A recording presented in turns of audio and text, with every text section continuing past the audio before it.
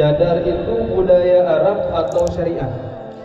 Bila itu syariat, apa hukum memakai cadar? Wajibkah atau sunatkah? Dan selanjutnya, dan bagaimana kita menanggapi pertanyaan bahwa cadar itu adalah budaya?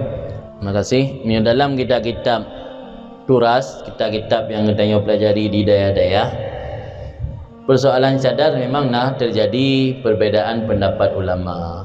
Mulai dari dalam bajuri, sebagian ulama yang pegah bahawa cadarnya hana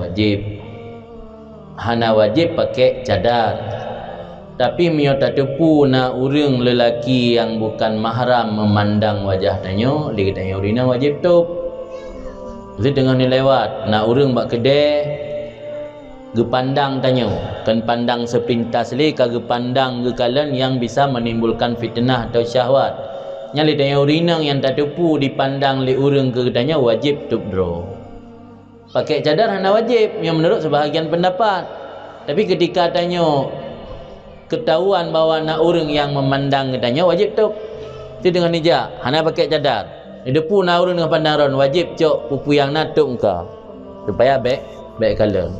Man daripada gaduh tak tutup saya kena pakai je mengada tutup tu. Memang ada beberapa pendapat lang hitamnya hana tanafikan kerana sebahagian urinang daripada gurai-gurai katanya yang golong bercadar. Lang hitam ada beberapa pendapat.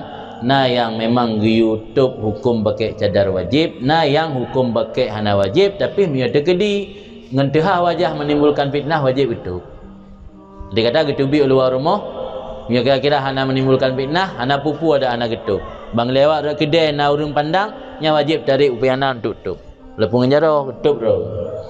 Hanya menan yang penjelasan lang hitam. Mana sebahagian ulama-ulama kontemporer yang pegah bahawa cadarnya budaya kan syariat. Yang menurut kamu yang keliru.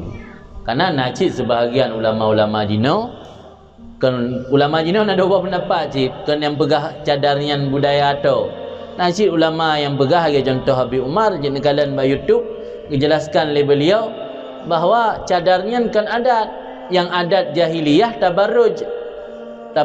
tabarrujal jahiliyah. Tabarrujnya menampakkan aurat, berhias menampakkan auratnya yang adat kan cadar. Cadar justru oleh datang Islam. Masa jahiliyah ni nak pakai cadar. Tabarrut urinang masa jahiliyah menampakkan aurat. Dia mungkin keliru atau memang sebahagian ulama kontemporer yang berpendapat bahawa cadarnya budaya atau untuk husnudzan katanya kepada ustaz atau orang yang berpendapat lagi kan mungkin mereka beranggapan maksud daripada adat ataupun tradisi hana mecih cadar untuk tutup aurat. Si Aceh ini ngerengkan gitu. Aku ngerengkan, aku mecih cadar lagi yang na di Arab. Menan arti untuk tutup aurat hana mecih dengan cadar. Yang penting aurat betutup. Untuk dah sembahyang mecih dengan jubah, pandai mecih baju batik dengan jubah syit. Untuk dah sembahyang mecih baju koko, hana mecih yang penting aurat tu tutup. Mesti ni cak on pisang. Ni cak on pisang ni pegak ke baju ke model baju awak Dayak mesti. Ni pakai tutup aurat, sah sembahyang puan. Sah. Mam baju koko pun sepuan adat. Tawak Cina, baju koko Cina pun. Baju jubah sepuan adat. Atau awak Arab.